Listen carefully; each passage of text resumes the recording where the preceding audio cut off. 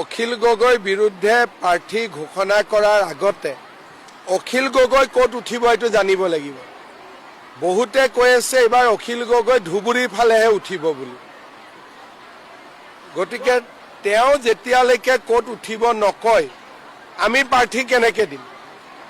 কাৰণ তেওঁ এতিয়া ধুবুৰীৰ চাপৰৰ ফালে গৈহে মানুহক চুমা খাই থকা দেখা পাওঁ।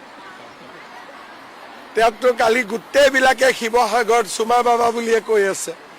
গতিকে ক'ত এতিয়া তেওঁ ইলেকশ্যন উঠে জানিলে আমি কেণ্ডিডেটৰ নাম ক'ব পাৰিম। অভিনন্দন জনালোঁ।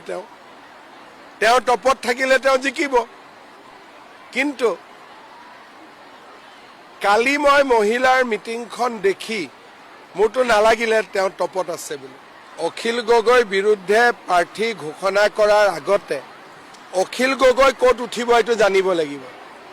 বহুতে কৈ আছে এবাৰ অখিল গগৈ ধুবুৰীৰ ফালেহে উঠিব বুলি।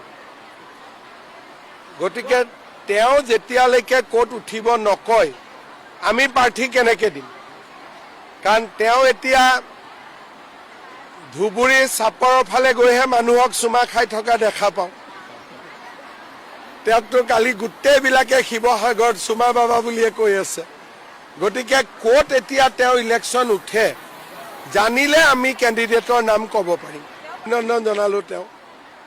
তেওঁ টপত থাকিলে তেওঁ জিকিব। কিন্তু কালি মই মহিলাৰ মিটিংখন দেখি মোৰতো নালাগিলে তেওঁ টপত আছে বুলি।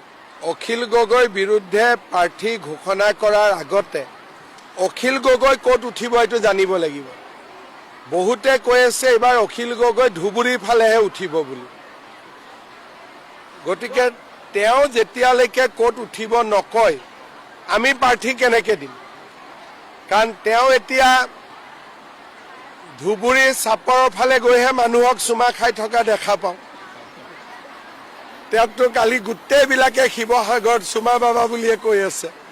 গতিকে ক'ত এতিয়া তেওঁ ইলেকশ্যন উঠে জানিলে আমি কেণ্ডিডেটৰ নাম ক'ব পাৰিম। অভিনন্দন জনালোঁ। তেওঁ টপত থাকিলে তেওঁ জিকিব। কিন্তু কালি মই মহিলাৰ মিটিংখন দেখি মোৰতো নালাগিলে তেওঁ টপত আছে বুলি।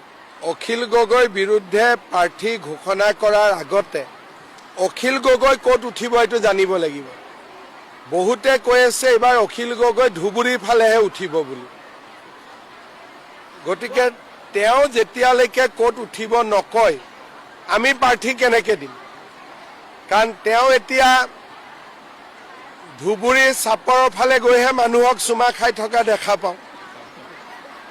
তেওঁকতো কালি গোটেইবিলাকে শিৱসাগৰত চুমা বাবা বুলিয়ে কৈ আছে।